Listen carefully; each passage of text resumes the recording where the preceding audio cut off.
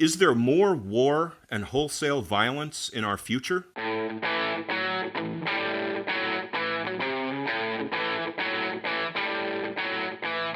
Welcome to the Hub for Important Ideas. I'm Steve James. And I'm Ken Swain. In this episode, we talk about the prospect for war in our future from the unique perspective of one of our favorite guests. We're going to play for you a conversation we had with Jack Mosscou.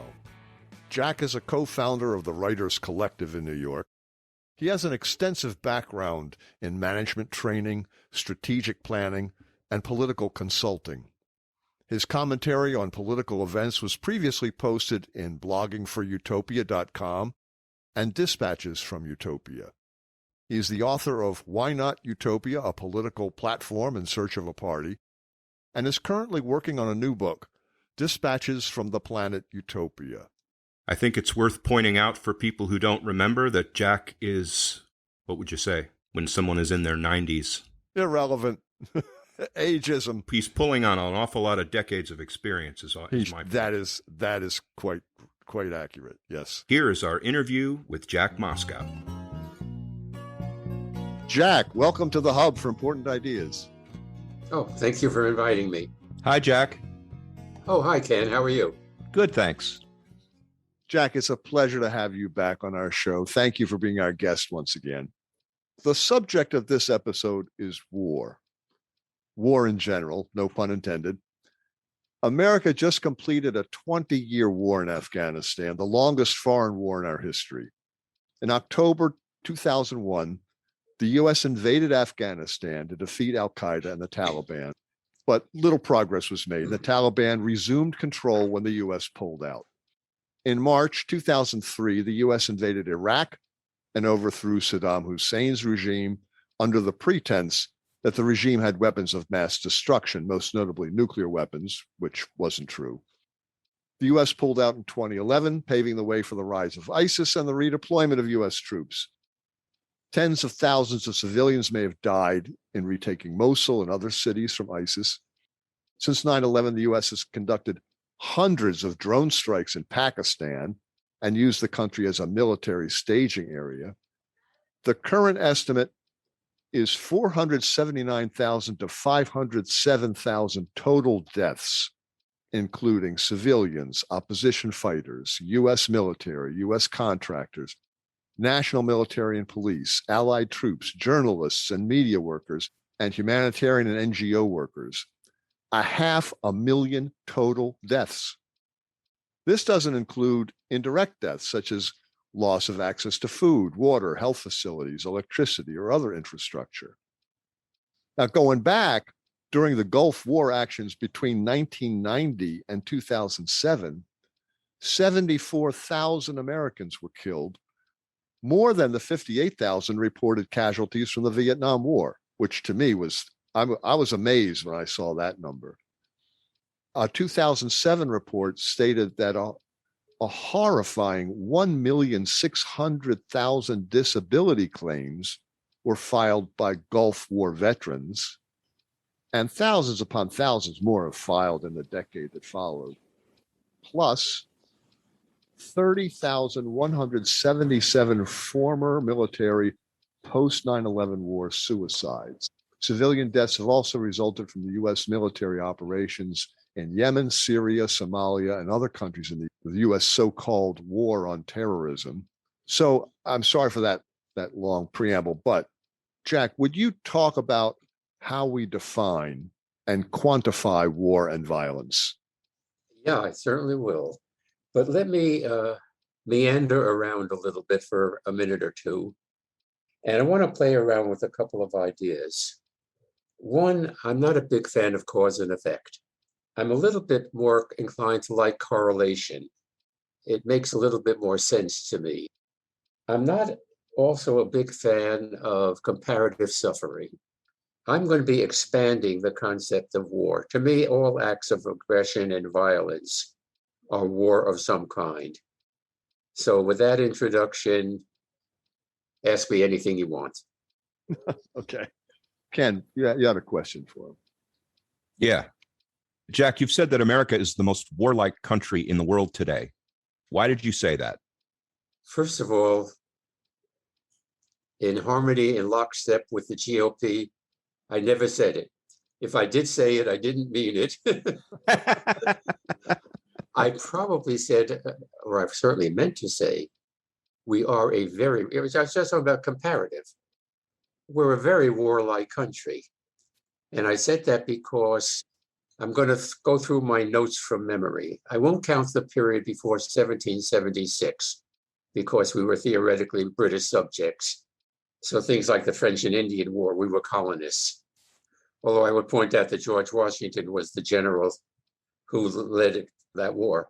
By the way, when I was raised, I thought the French and Indian Wars were the French and Indians were fighting each other. Right. You know, I mean, the way they distorted history was like unbelievable. But let's go to 1776. We had a revolution. Canada didn't. You know, same time, same period, same ethnic background. 1812, the War of 1812. And we started it. We went up to Canada, invaded them, and did whatever. And then the Mexican-American War, and then the Civil War, and all of the wars against the Plains Indians, and then the War, Spanish-American War, and then World War I. And then between World War I and World War II, you had all of what were called the Banana Wars.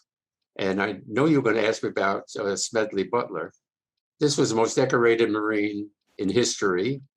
And he was involved in every war in the Philippines, in China, and finally the Central American Wars, which were all, you know, about the banana republics, meaning we were fighting for United Fruit and all of those companies. And he said, he realized he was a bagman for the capitalist system, and he was just a muscle man and a racketeer.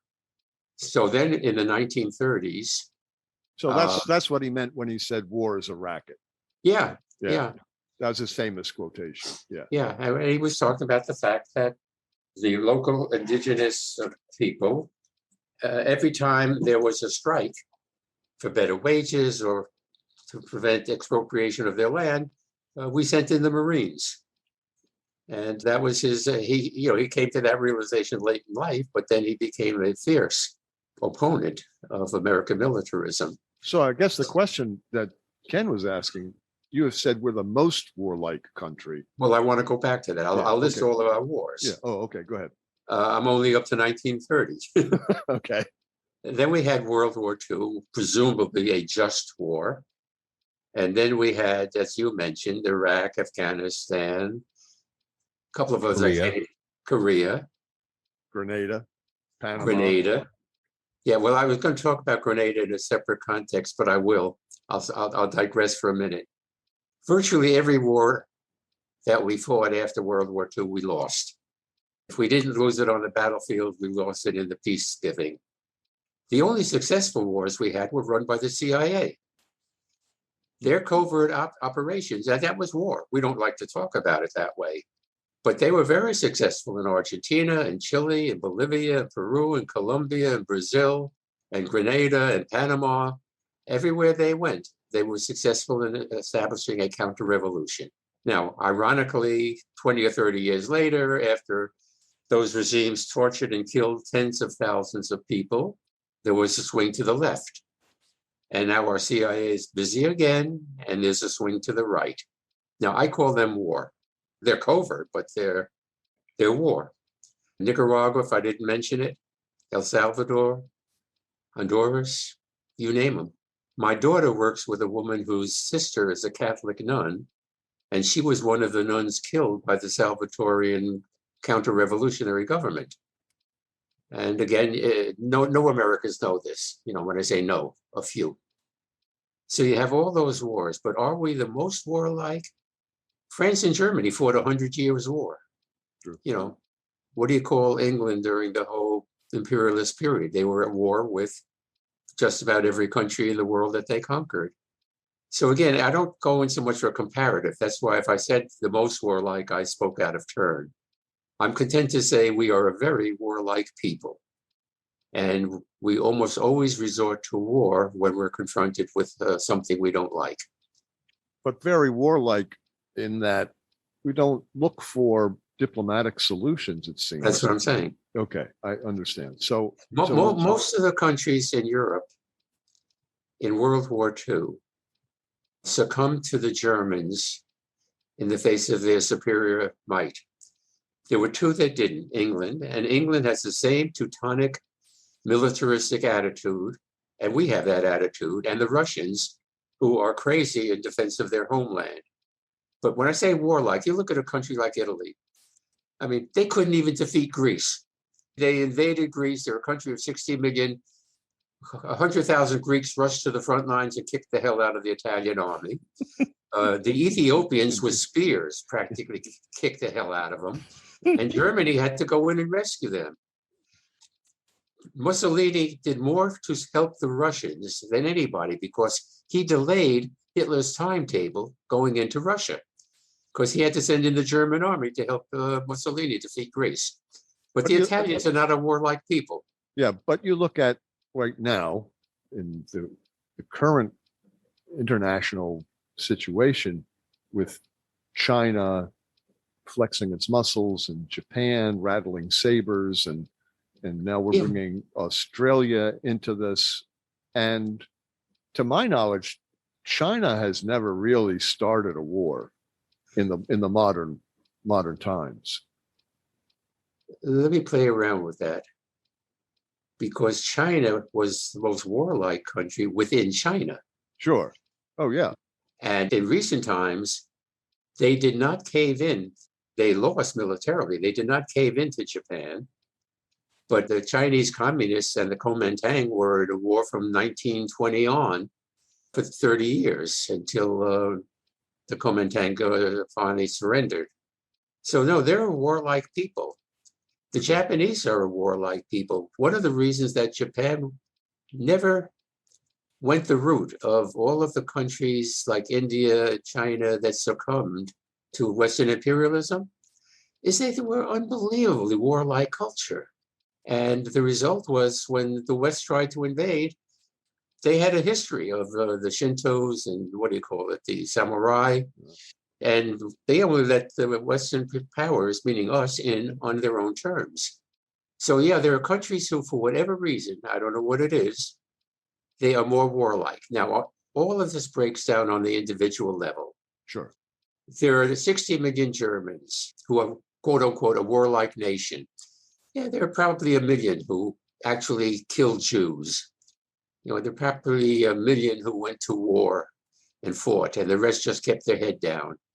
But every time there was a war, in England, in Germany, in the United States, the bands played and everybody cheerfully went to war. And in other countries, when there was a problem, everybody cheerfully surrendered. So we're a very warlike culture, let me say that. My daughter has a saying, all stereotypes break down on the individual level. Getting back to the Afghan war, this 20-year war that just ended, and everyone's been talking about, oh, should we have stayed? Should we have stayed another 5 years? No, let's get out of it. Well, we had 20 years to convince the Afghan people that our way of life was superior to the Taliban's. We gave them consumerism, medical advances, symbolic immortality, and the Taliban offers literal immortality. So do you think this culture clash played a role in the war's outcome? Absolutely. Can I read something that I wrote in 2013? Go ahead. Sure. I had a chapter in my book on either war or violence or foreign policy. And I made the following points. I'm reading from my notes. You would think, given the history of foreign invaders in that country, we might have thought twice and considered other alternatives before we decided that war was the best response. In 1978, there had been a coup in Afghanistan, a communist coup, led by some military people, and they established a communist government. They immediately instituted land reform, women's liberation, educational reform, etc. And at that time, there was no Taliban. They were the Mujahideen. And the Mujahideen waged a counter-revolution just the way Trump and the GOP are today. And they were winning. And it was going on for a long time. And the Communist Party begged the Soviet Union to come in and intervene. And contrary to reports that the Soviet Union invaded Afghanistan, they very reluctantly went in. In fact, the internal memos that I've been able to read, that, other reports, they had a long internal debate, and they were saying, in effect, it's another Vietnam. We don't want to do that. And the Soviet Union reluctantly went in. And what happened is we decided, the CIA, that this was a great place to defeat the Russians. It was a proxy war. And we did defeat them. We gave the Taliban all of their air to, everything, gave them everything they needed, including more money than they could ever spend. And we eventually defeated the Russians. They left. Again, the Taliban defeated them. So when you look at it, these were a warlike people. From history, they defeated the English in 1839. Afghanistan was known as the graveyard of imperialism. Sure. Everybody who went over there, they eventually gave in, and they were known to be fierce fighters. In fact, they were contemptuous of us as fighters. By the way, Putin is famously said to have remarked to one of the Bushes, "Don't you wish you would let us win the war?" So we're, again, a very warlike people, and we respond that way. We see a problem, and by the way, the first thing we did when we became a country, we established a naval academy. Now, we've always considered ourselves a non-military because we didn't like the draft. And whenever there was peacetime, we never had an army to speak of. But Afghanistan is typical of, I hate to use the word hubris because it's kind of jargon I don't like, but we are so egotistical and we are so certain that we are right. And we have this uncanny ability to call ourselves a democracy. There's no democracy for slaves. There was no democracy for working class people. We called in the military every time they went out on strike. And this goes back to the it goes back to Che's rebellion. Che was a revolutionary veteran. And after the war, they were all being taxed to pay for the costs of the war. And they had to pay in gold, which they didn't have. And the rich people had gold, weren't paying. They were escaping their taxes even then. So Che launched a real revolution. I'm talking now, I don't remember the year, but 1790, in that period, 1800. And this was up in Massachusetts. And they waged a war that they didn't have to pay back, or if they did, they could pay back with scrip, not gold, which they didn't have. And Washington and the government sent in the army and crushed the revolution. And every time this happened, that's what the army did.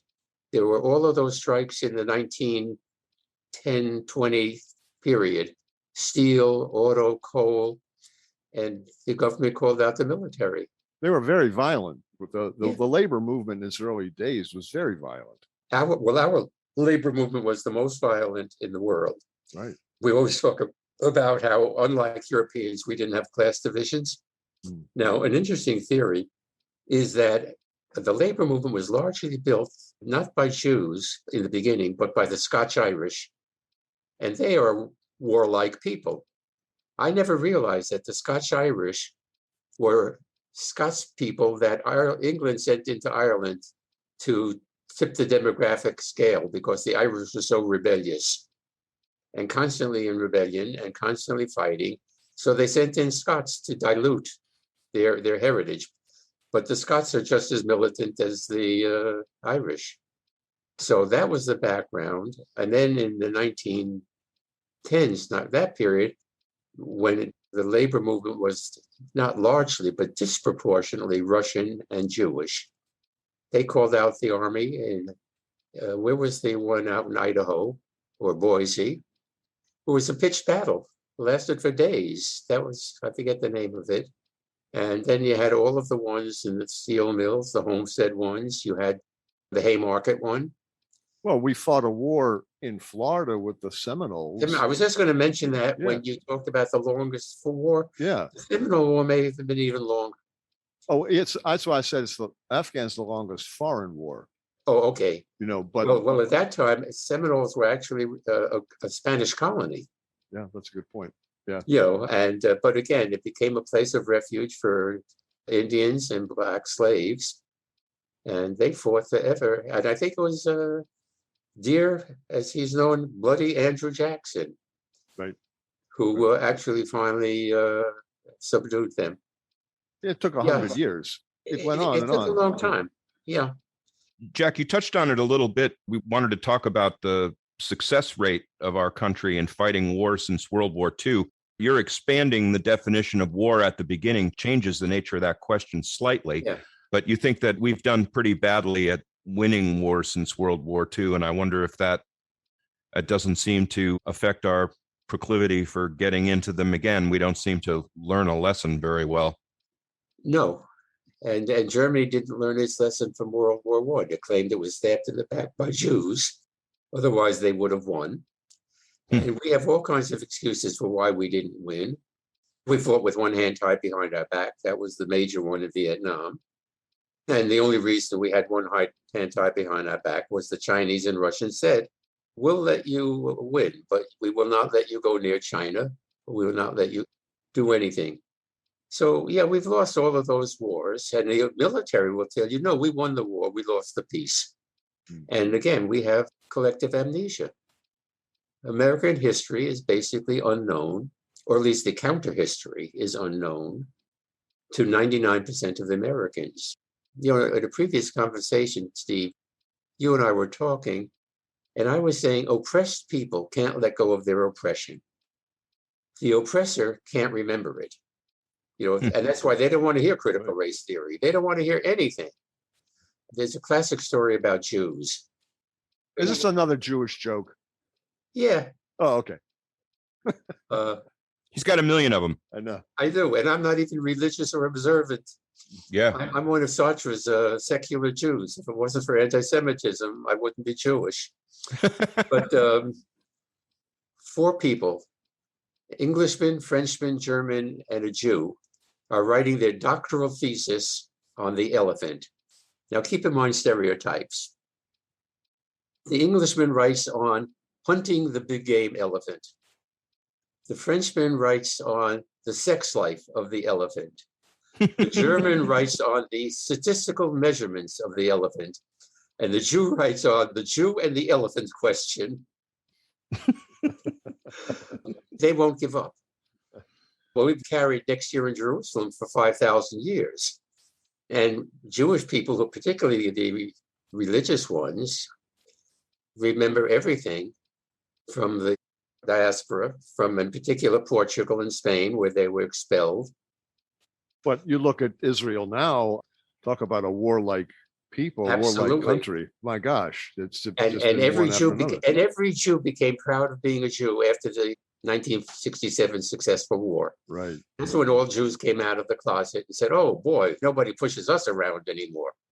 Because prior to that, the Jewish mythology was, if you spit in a Jew's face, what does he do? He says, oi, it must be raining outside. We were victims, and we played the role of victims because we had no choice. Who the hell were we going to fight? We had no guns, we had no army, and we were victimized.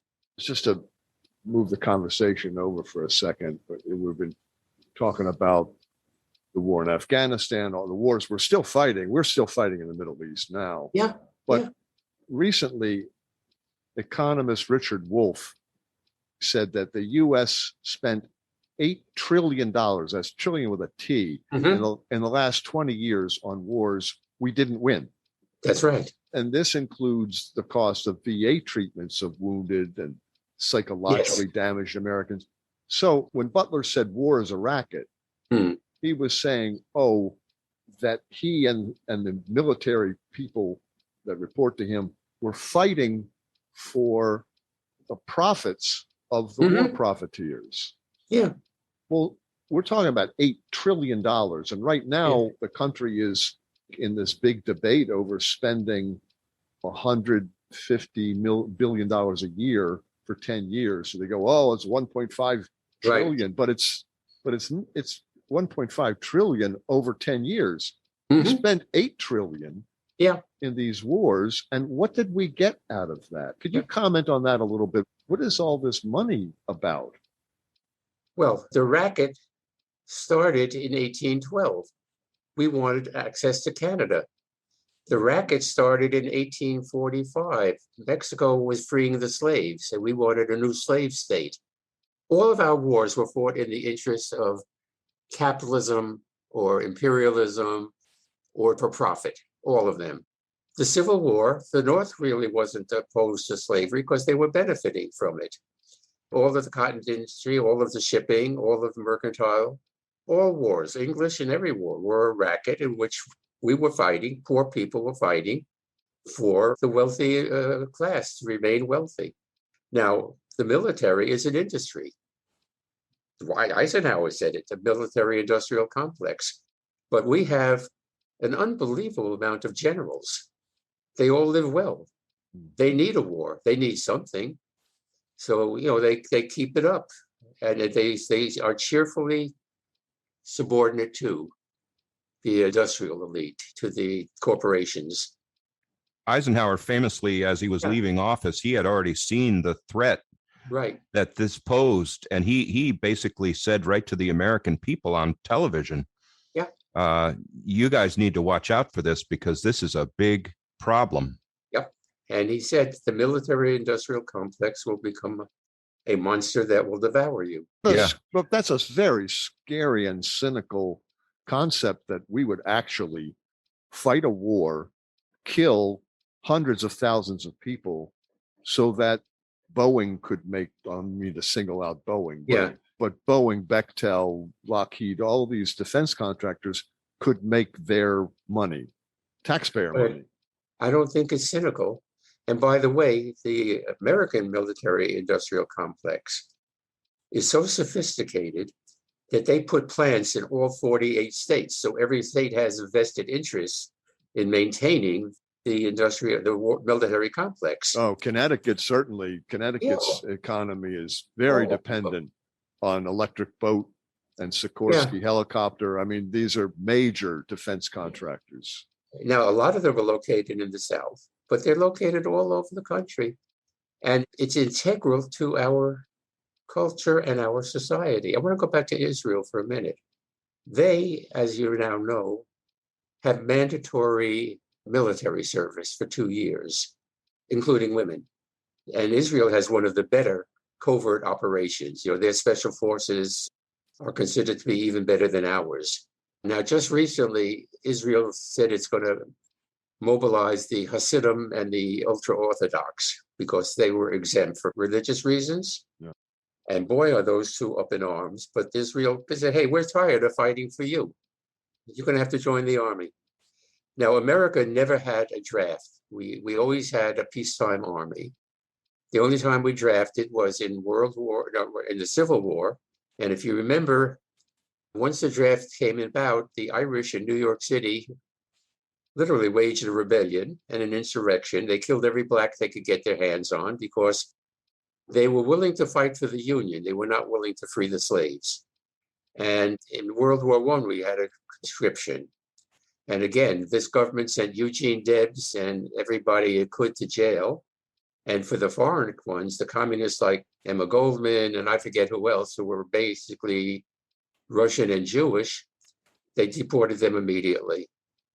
So again, people don't know it. And by the way, if you told them, they would approve of it. So I see us as losing every war, but somehow or other, capitalism survives and it goes on and it will continue to go on.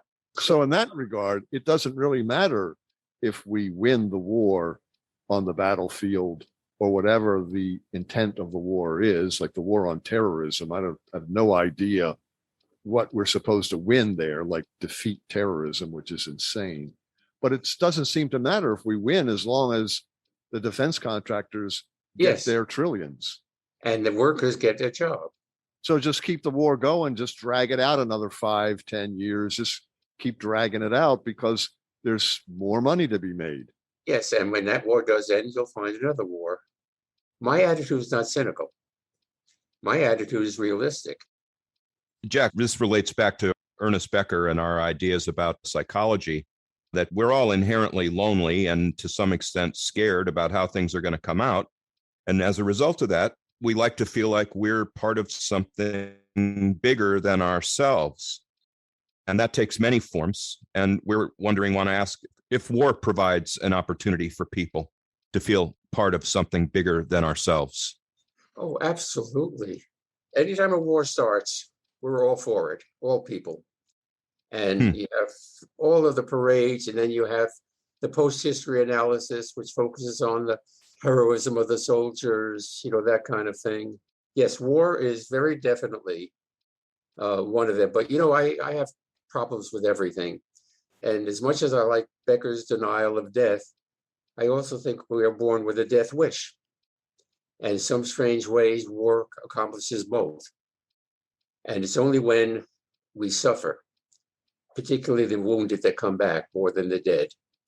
But I think it's something bigger. People go out on strike who are not radical, who are certainly not left-wing, but involved in that strike and that unity.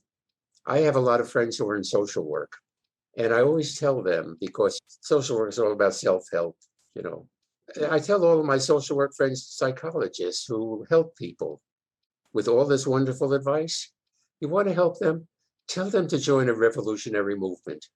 They will lose themselves in the movement, and they will be fine until the movement gets crushed or until the movement leaders turn out not to be leaders. So yeah, war is a very powerful instinct, and even in pacifist countries. But I just want to make a point. We lost 500,000 troops in the war. Russia lost 27 million people. She had 3 million prisoners of war who died in German camps. She lost maybe 5 million soldiers. But if you listen to America, we won World War II. True. It was the Russians who won World War II at a tremendous cost. And we delayed going into opening up a second front as long as we could, because Churchill wanted to bleed Russia so that they wouldn't come out of this powerful. But that was a long way of saying, I agree with you. Human beings, in my mind, are one of nature's mistakes. Now, that doesn't mean that monkeys and whales and anything else isn't a mistake, but we are one of nature's mistakes. We are not what we think we are. The fact that we are capable of loneliness and all of these things tells you that. Now, my problem is I think we are born with a dual brain. We needed to cooperate to survive. And I'm writing about this. In those eons when we developed from hominids, people who cooperated survived better than people who didn't. At the same time, people who were aggressive survived better than those who didn't. So both groups survived, is my attitude. And I think we have people who are born with a predisposition to be cooperative, open, friendly, whatever. And we have people who are born with a predisposition to be fearful and whatever. We are a very complex animal. We've been talking with author Jack Mosscou on war and related subjects, and subjects that are distantly related, I guess. We're going to take a short break. Don't go anywhere. We'll be right back.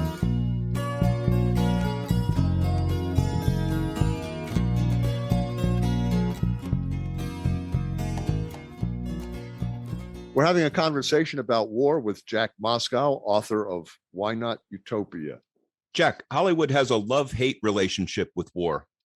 From Audie Murphy heroism to Full Metal Jacket.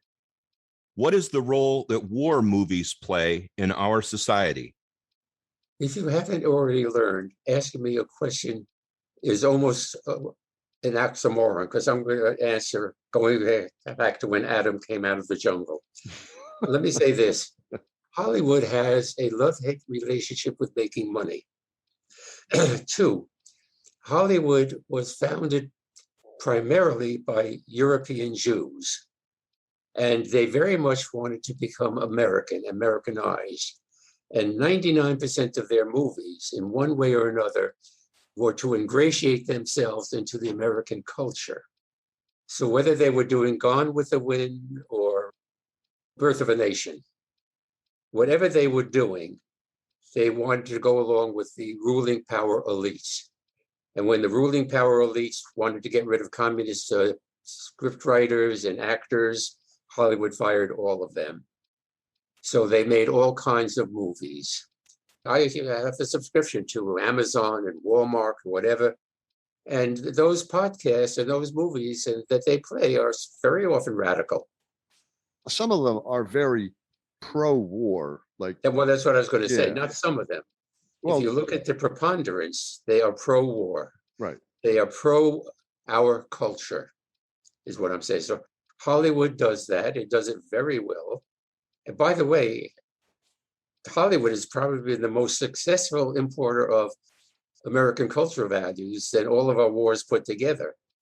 I mean, France, England, Afghanistan, everywhere. They love American movies. Sure.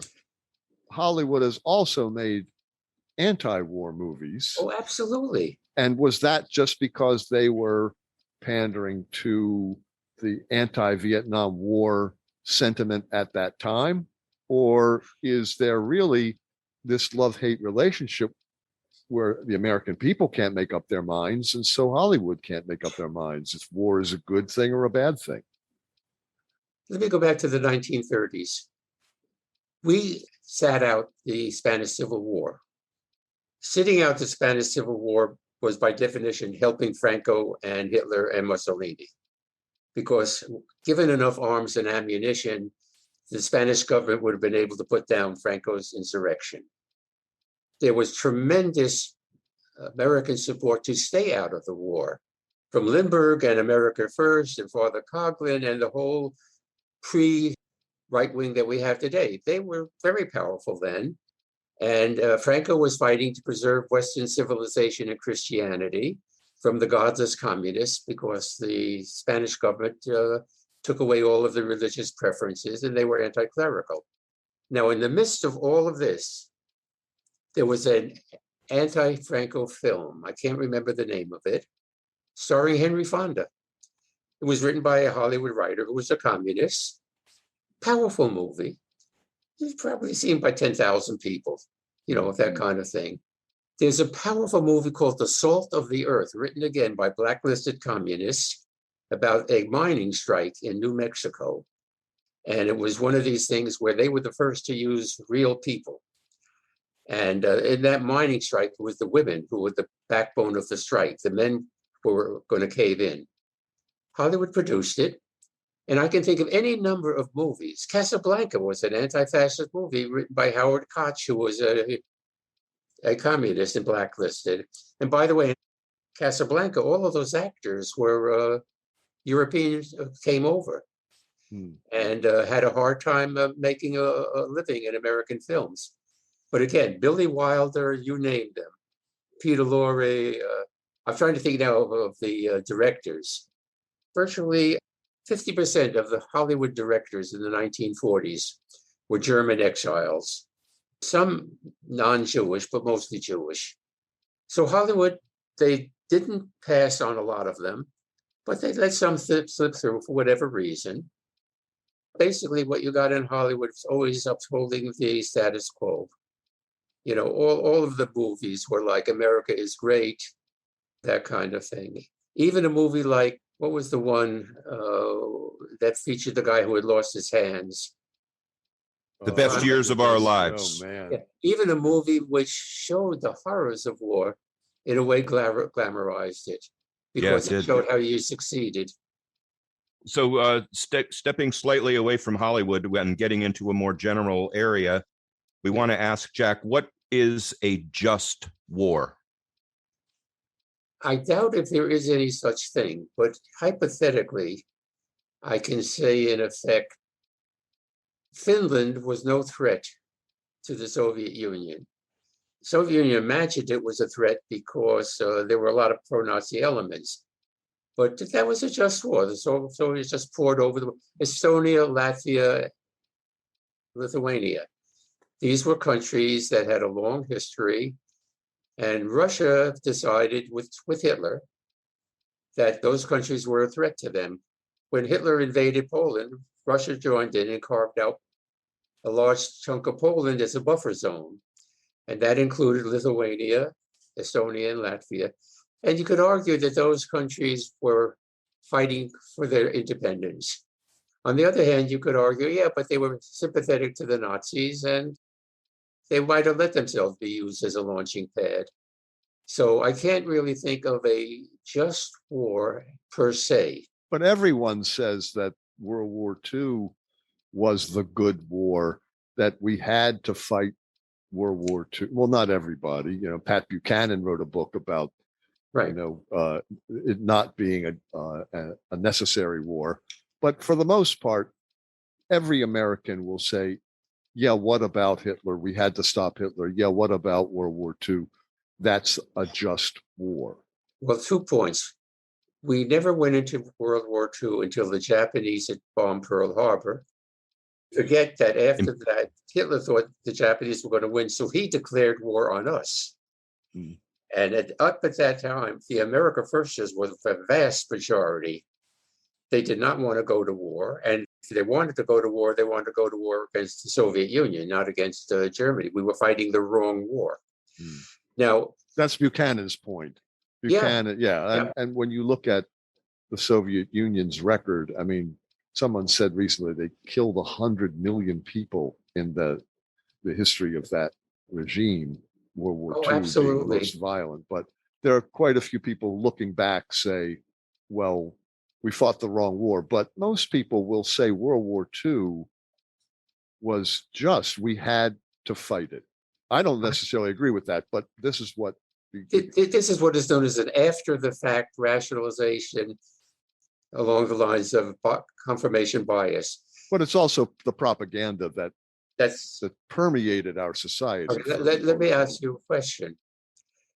Assuming after World War I, when we had the Versailles Treaty, right? By the way, Ho Chi Minh went to that treaty, and he appeared as a Vietnamese nationalist and asked them to let Vietnam become independent of the French. And Woodrow Wilson, who pioneered the independence movement for all countries, turned them down. Right. So where do you go back to when you say a just war? Versailles imposed upon the Germans an unbelievable reparations, which Wilson opposed. And those reparations led to the Weimar Republic, the overthrow of it, and Hitler. We didn't recognize the Soviet Union until 1933. And during that period, every European country and America had troops in Russia fighting the Bolsheviks up until about 1923 or 24. So when you say a just war, it could have been avoided if we had. Now, same thing in Cuba. We're waging war against Cuba. An embargo is considered an act of war. Sure. Now, the CIA has launched any number of covert operations.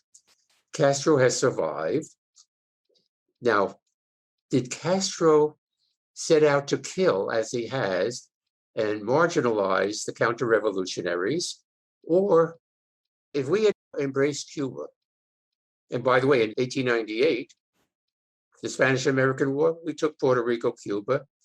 Cuba was independent. We went in and we established our government there. If we had embraced the Cuban Revolution, it would have turned out entirely differently because he wanted to be an American democracy. So did Ho Chi Minh, modeled Indochina on American independence. They wanted to be us, but with a socialist framework. And I'm saying that we forced them into the posture they eventually took. So I don't think there is such a thing as a just war. However, once the war occurred, it becomes a different story. It takes on a life of its own. The Ukrainians welcomed the German army. They literally, the Ukrainians welcomed the Germans as liberators because they hated the Russians. They were part of the right Russian counter-revolution during that whole Bolshevik period. And it wasn't until the Germans were so outrageous. They captured 3 million soldiers right away. They surrendered. The whole Ukrainian segment of the army, they just surrendered. Boom. But then it became clear that the Germans didn't know what to do with them, and they put them in camps, and they were starving them to death and maltreating them. And they came into the Ukraine, and they killed every commissar, who was mostly Jewish. And the Ukrainians were fine. In fact, the Ukrainians actually helped the Germans find and kill Jews. And it wasn't until the Germans ran out of Jews that they then decided they needed to kill Ukrainians, that the Ukrainians finally became part of the war effort. So I don't see any just war. I just see human beings constantly blundering into, and then after the fact saying, in effect, oh God, look at the Holocaust. Well, if you think about the Holocaust, Roosevelt and Churchill were asked to bomb the camps, and they didn't do it because they didn't want the Germans to know that they had stolen their radar secrets. And again, if you look at the Holocaust, the Russian Gulag was probably twice as bad, if not more. Yeah. We've had several in these wars, these recent wars. Mhm. I know you like to talk about history, but I'd like to talk about the last few years. And Chelsea Manning and Julian Assange have suffered Yeah. incredibly for what they did in the Iraq war. Yep. In your mind, are they heroes? The answer is yes, but I want to qualify it in the following way. The first responders who went into the World Trade Center towers, particularly the firemen and the policemen, clearly were heroes, but I want to make a point. They didn't go in with the expectation they would die. Mhm. They went in with the expectation that they would be able to rescue people. Their death was heroic, not their intent. And Bill Maher got fired for saying this. The hijackers were heroic. They went into those buildings knowing they would die. They didn't expect to come out of it alive. That's heroism. Now, it was for a terrible cause. Now, again, going back to this, the Communist Party and communists in general, and neo-communists and some people who were merely liberals, suffered tremendously during the McCarthy period. But I didn't become a communist thinking I would get fired from my job and harassed by the FBI. That happened as an after effect. Larry Parks didn't become a communist thinking he would lose his job because he was an actor. Yeah, but I think Chelsea Manning. No, that's what I'm saying. I want to make Yeah. the point. Okay. They may have, because they have the benefit of hindsight. No, I think So that, they may have known that they were going to be punished this way. okay. If they went in knowing it, they are definitely heroic. If they went in step by step and gradually, they became heroes, but they didn't start out that way. But I don't want to quibble. I just want to say human language is so goddamn imperfect. We could be saying the same thing and not saying the same thing. They are definitely heroes, however Okay. you want to define it. But now contrast them, Manning and Assange, if you will, Yeah. with the late Colin Powell. And everyone's been singing his praises. And I don't want to speak ill of the dead, and his involvement in the invasion of Panama and the run-up to the Iraq War. Could you comment on Colin Powell as this American hero as he's being portrayed? Smedley Butler already characterized him. He is a racketeer for capitalism. Wow. Period. Now, I want to make a point here. He's an honorable man, as we define honorable. Erwin Rommel, the general, was an honorable man. He despised Hitler, but he was loyal to the German army. And he actually wound up committing suicide because the Germans gave him a choice. If you commit suicide, we'll bury you with honors and we'll let your family live. He was an honorable man, but if you fought in the Nazi army, you were not honorable. You were a war criminal. Any number of the German general staff were opposed to the SS and what Hitler was doing. Some of them actually barred the SS from their theater of operations. And more than a few of them actually joined in the plot to kill Hitler. Although many of them who joined in the plot to kill Hitler did it not for moral reasons, but they knew the war was lost and they wanted to get out with the least possible damage. But my point is, everybody who served in the German general staff, these were not honorable people. They were racketeers for their country. And Colin Powell? Absolutely. Now, we call him an American success story. Came over from Jamaica, settled in a Jewish neighborhood, got hired by a Jewish grocery store, wound up speaking Yiddish, went into the ROTC to get an education, moved up through the ranks. But what was he doing? He was working as a racketeer for a country that is, at heart, us, a vicious country. We are vicious to poor people. We are vicious to minorities. We are vicious to women. Now, we cover it with all kinds of words. But at the bottom, it is a vicious system, and he was happy to support it. Now, in terms of military who go into the army because they need to make a living, because they mistakenly think they're involved in something good, they're different. They're not at the same level of culpability. So no, I have no use for Powell or any of those people. And I can't think of one that I would excuse. And the same thing is true on the left.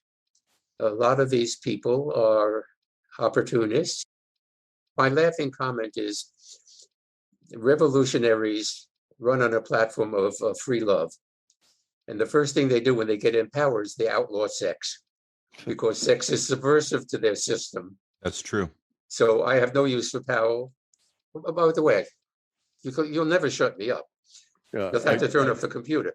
Heinrich Himmler, who was the guy who masterminded the whole extermination camps, wrote a book called We Are Decent People.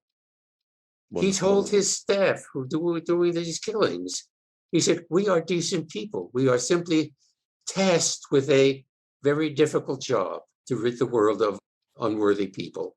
I understand what you're saying. And you can say, okay, Powell as a general and a military person was complicit in this broad general indictment of war makers. But I'm thinking specifically about, I can't get it out of my head, that Chelsea Manning sitting there watching civilians murdered by US troops, blows the whistle. Okay, I see where you're coming from. I agree. Right. And then, but Powell, on the other hand, knowing full well that this is bogus, there were no weapons of mass destruction, there was no evidence of that, knowing full well that the whole thing was concocted, took us into that war. Which then led to the abuses that Chelsea Manning was reporting and that Julian Assange reported. And poor Assange, I don't know, I say poor Assange, I don't know the guy, who knows, but the fact is he's been in prison for years for blowing the whistle on this war in Iraq. And I'm looking at Powell and saying, how in the world are we lionizing this liar?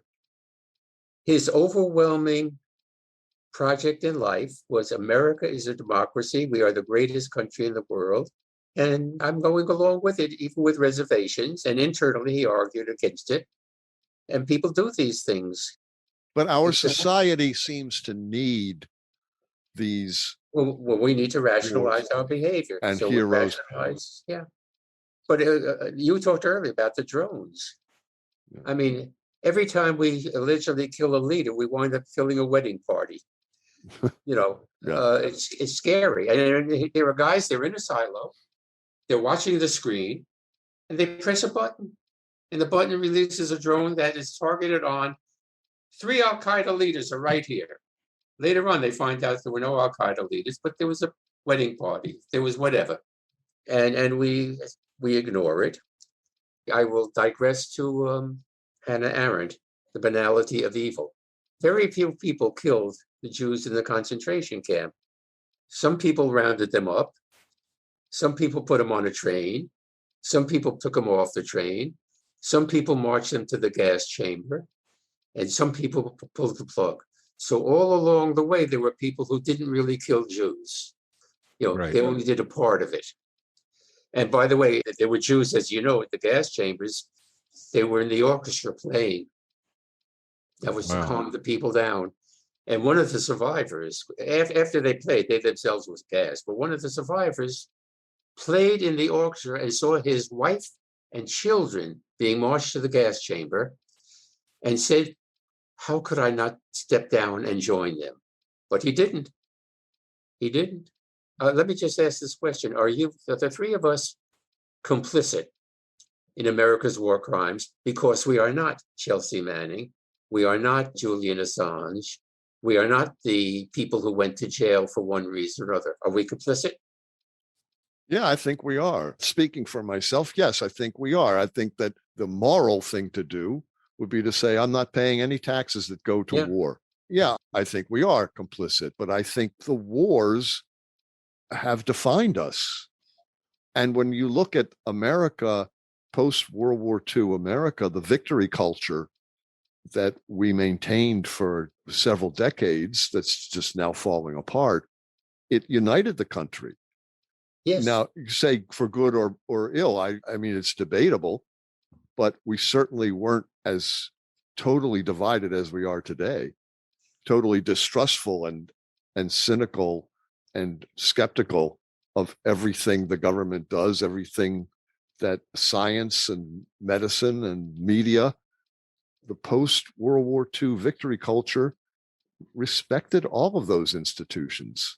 I'm not saying it's good or bad, but I'm saying that we all were complicit because we all were part of America. It was part of our identities. It's who we are. Again, obviously there are degrees of complicity. Powell was in a position to be more complicit. You and I are not. True. Now, am I less complicit than you? Because in 1940, I don't know, at 47 or 48, at the age of 18, I joined the Communist Party to protest imperialism. And I quote unquote suffered. I lost my job and I had to scramble for a few years. But other people like Assange and many more lost more than their jobs. They were exiled, they were deported, they were put in prison for years. Again, are the strikers in Harlan County who were killed less complicit than the scabs who went to work? These are tough. Now, I just want to, again, challenge your point in this way. In the Revolutionary War, apparently only 1/3 of the colonists supported the revolution. And in fact, more Americans went to Canada than Cubans left Havana to come here. In the Civil War, I mean, talk about division. I mean, that was the bloodiest war in history up to that point. Talk about a labor strife. Now, right now, our country is totally divided because we had, as a country, despite all of what I said, bought the myth that we were a peaceful and prosperous country. We no longer buy that myth. What I will predict, I love predictions because they're in the future. So I can always be right sometime in the future, even if I'm wrong now. Our present division is irreversible, absolutely irreversible. We will be involved in a civil war. I love that word. How war can be civil is beyond me. For the foreseeable future. Now, that war will take several forms. One of which is, I suspect there will be more actual insurrections. Our insurrections actually started with the Oklahoma City bombing, but nobody called it an insurrection. That was the militia from Michigan. We're going to have more insurrections. These people aren't going away. Trump isn't going away. The group behind him isn't going away. It is, to me, crystal clear. According to psychologist Steven Pinker and historian Yuval Noah Harari, the number and severity of wars has declined in the last 50 years. There are not many all-out wars, merely small, contained wars. Harari said, war is obsolete. You're more likely to commit suicide than be killed in conflict. He's talking statistics, talking about 50 years, the broad statistical analysis that Pinker likes to engage in. So the question then is, Is this alleged reduction real, or is it the lull before the pent-up aggression explodes? I'm going to argue it's the lull before the pent-up aggression. And if a historian is looking back at us at this time, he will reduce the period from World War II to whenever the eruption occurs in one sentence. History will say, in effect, there was no real major wars for a period of 100 years, and then go on to something else. The question is comparative. What I object to is not their concept that there haven't been any wars like World War II or World War I, but what the hell do you call a war in Somalia? What do you call a war in Honduras? By the way, I go so far as to argue that gang wars are wars, but we have to use that word. When I say we're a warlike people, we're shooting 20,000 of our own people ourselves. Isn't that a war? So they're right. There are no major wars, but I would venture to guess that just as World War I successfully barred germ warfare, although Hussein, whom we supported in this war against Iraq, used it, I would argue that the next war will make Hiroshima and Nagasaki look like child's play, because it won't be 2 atom bombs, it'll be 20 hydrogen bombs. And but it's a safe prediction because you can't prove it because we haven't lived long enough. This may seem like a question strangely at odds with your last statement, but I have to ask, Jack, because we're coming to the end of our time. Are you hopeful about the future? No, I always Why? quote, because I think we are a flawed species, and I think that the destructive species will win out over the cooperative species. So I'm not hopeful. Now, I could conceive of a situation where a hydrogen holocaust will wipe out 90% of the human population, and the 10% that will emerge will have a new basic genetic makeup that's cooperative. But I don't see any hope. My attitude is you are what your record says you are. What do you see in our record? Certainly, since we have a language, written language. You know, we can speculate about the eons when we were emerging as a species, but you name a species, a predator species, that doesn't remain a predator species. But we have MAD, the Mutually assured mutually destruction. assured thank you. Well, we mutually have assured we have destruction. something no other animal has. We have cultural liftoff. And the argument is that cultural liftoff will let us transcend ourselves. I object to the word transcend. I don't think we can transcend our biology. I think what cultural liftoff can do is cope with our capacity for violence. You know, it's like if you wake up and you say, oh, I'm going to have a bad day today, I'm in a bad mood. Knowing that, you can consciously make a decision not to have a bad day. But I don't think we transcend our biology. I think the instinctive reaction to everything from the other to any affront to us will be that of a predator animal. But we restrained ourselves from attacking Russia directly, and instead we engaged in these proxy wars. Right. But it was the threat of nuclear holocaust that kept us at bay and continues to keep us all at bay. It's the threat of nuclear holocaust that keeps us from invading North Korea. And the North Koreans know it, and that's why they keep putting it out there. Hey, we've got nukes, and now we've got missiles to keep us at bay and the whole world. And that will continue to work until it doesn't work. Right. At some point, it doesn't work. And it's lasted an awful long time. And America was really one of the pioneers of what I call capitalism bends, but it doesn't break. Let's just say it this way. I'm pessimistic. I have no problem with people who are optimistic. And I use your earlier podcasts as reference with what's your one guy, Greenberg? Well, He's never been These he's never been a guest on the podcast, but yes, Yeah. we've interviewed him in the past. Sure. Okay.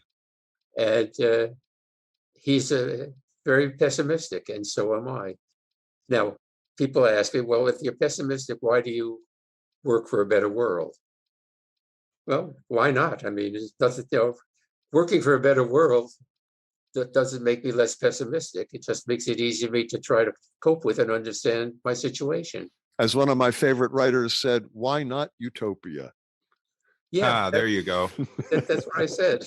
There you go. As you said. Well, but then I answer the question in the blogs I'm writing now, because it's antithetical to our human nature. I'm writing some very interesting stuff that I'll be sharing with you. Good. But I'm very careful in the beginning to say, even on planet Utopia, the way we evolved, just the way you did, we can't reach utopia. We're still jealous, we're still angry, we still get upset, we still hurt people, but we know we shouldn't do it, and we create all these situations that, lessen the amount of times we do it and how we cope with it. folks, we've been talking with Jack Mosscou about war and I don't know what all what else. And Jack, thank you for another terrific conversation. It's been a blast. Thank you for inviting me. Thanks, I Jack. really think that your podcast is important. Thank you, Jack. So anyhow, Thank you very thank much you for for that. inviting me, and I'll look forward to you making sense of all of the things I said, so that what the listener hears is something coherent and on point. Thanks, Jack. We hope you'll be our guest again. It's always a pleasure to speak with you. Always a anytime. pleasure. Thanks, man. All right, Okay, take care. thanks. Bye. You've been listening to our interview with author Jack Mosscou on war and related topics. Ken, what's your takeaway? Well, to start, Steve, Jack is our resident pessimist. Oh, we have others. Yes, we do. But predicting a nuclear holocaust is one of the most extreme examples I could come up with. He says the next war will make Hiroshima and Nagasaki look like child's play, because it won't be 2 atom bombs, it'll be 20 hydrogen bombs. Okay, that's pretty bleak. You think? Yeah. But I can't argue with a prediction. Who knows what will happen? The thing is, try as I may, I can't refute Jack's basic position. I know. Yeah, it's based on a view of humanity that I find to be essentially true. Yeah, I'd like to think otherwise, and a couple of days a month I almost succeed, but I really can't either. He's kind of calling it like he sees it. And, we're all about hope, but, sometimes hope is hard to come by. Yeah, we didn't find much here. Yes, but let's break it down. Okay. Jack says, human beings, in my mind, are one of nature's mistakes. We are not what we think we are. Now, who does that sound like? Well, that's textbook Ernest Becker. Yeah. From Escape from Evil. He says humanity may not turn out to be a viable species. Right. And also in Escape from Evil, Becker said he is pessimistic but not cynical.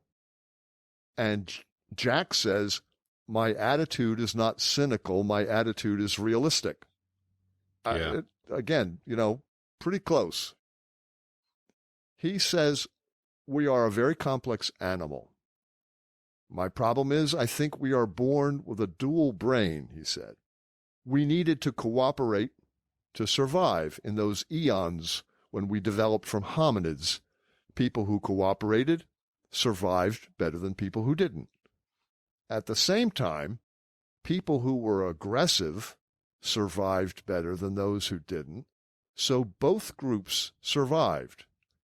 We have people today who are born with a predisposition to be cooperative, open, friendly, whatever. And we have people who are born with a predisposition to be fearful. And I would add that fear leads to aggression. Yep. Jack says, we are a flawed species. He thinks that the destructive group will win out over the cooperative group. He says, you are what your record says you are. I don't think we could transcend our biology. The instinctive reaction to everything from the other, to any threat or affront to us, will be that of a predator animal. Yeah. It's a dark but plausible view of humanity. In terms of 21st century America, Jack says that most Americans don't even know the country's history of war. Yeah. He says Americans have a Teutonic, militaristic attitude. Every time there was a war in England, in Germany, in the United States, the bands played and everybody cheerfully went to war. We're always so certain that we're right. I love that, a Teutonic militaristic attitude. He lumps us in with the English and Germans, calling us a warlike people.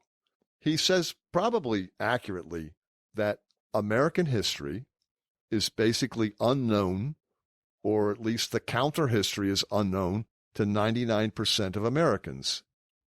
He says oppressed people can't let go of their oppression. The oppressor can't remember it. That's why they don't want to hear critical race theory, for example. Yeah. All of our wars were fought in the interests of capitalism or imperialism or for profit. The military is an industry, according to Jack. Yeah. He says, we are at heart a vicious country. We're vicious to poor people. We're vicious to minorities. We're vicious to women now.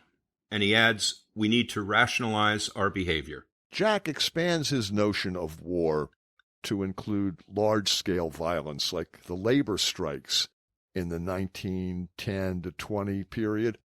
Steel, auto, coal, all those labor strikes that the government's response was to call out the military. Yeah, that was interesting. Yep. That's an interesting observation to make. He's not very optimistic about the domestic future of the country. He says our present division is irreversible, absolutely irreversible. We'll be involved in a civil war. Our insurrections actually started with the Oklahoma City bombing, but nobody called that an insurrection. We're going to have more insurrections. And Jack said, people ask me, well, if you're pessimistic, why do you work for a better world? And he says, well, why not? Working for a better world, that doesn't make me less pessimistic. It just makes it easier for me to cope with and understand my situation. Yeah, that was William James's response to someone saying, why do you help the other guy out when there's nothing in it for you? And James's answer was, well, why not? It's not a bad thing to do. Pragmatism. Yeah. Jack says he's realistic. That's pragmatic is another way to say it. Yeah. And as someone I know said, I can't think of anything else to do. That would be me. That would, yes, it would. Important ideas, Steve. Important ideas. And thank you, Jack. Folks, join us next time. Like us on Facebook. Please recommend us to your friends. You can find us at www.thehubforimportantideas.com. Support us on Patreon at www.patreon.com/thehubimportantideas. We are 100% listener supported.